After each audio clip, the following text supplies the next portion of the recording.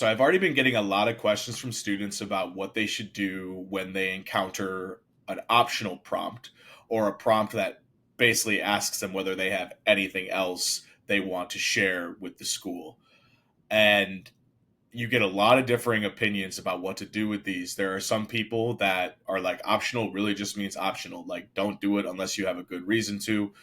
I think it's a lot more complicated than that, actually. Personally, I think you have to consider a lot of factors, not only who you are as a candidate in terms of whether you have hardships and disadvantages that you'd like to share, issues with grades and your academics in the past that you'd like to clear up or share, but also just considering how many other questions the school already has and how long those questions are.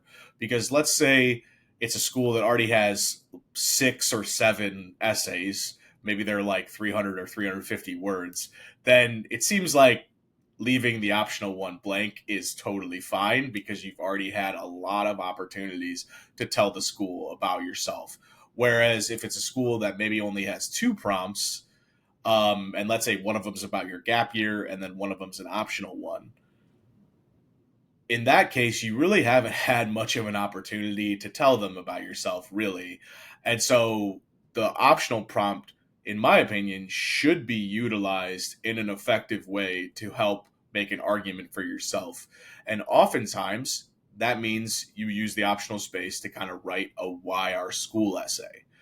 Now, my logic behind that is if another student does that and does that well, and then you don't, it's hard to imagine that they wouldn't have an advantage over you if they've done it well.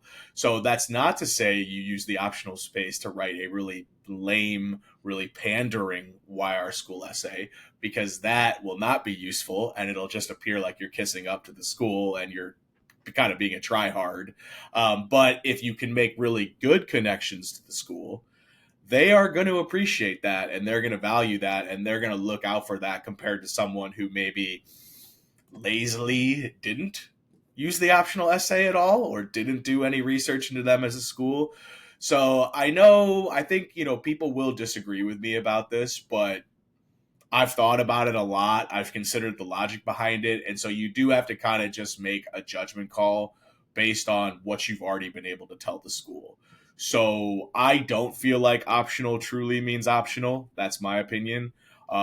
So you kind of can do a little bit of an order of operations with it where it's like, do they have a why our school essay? Yes or no. Do they have a diversity essay? Yes or no.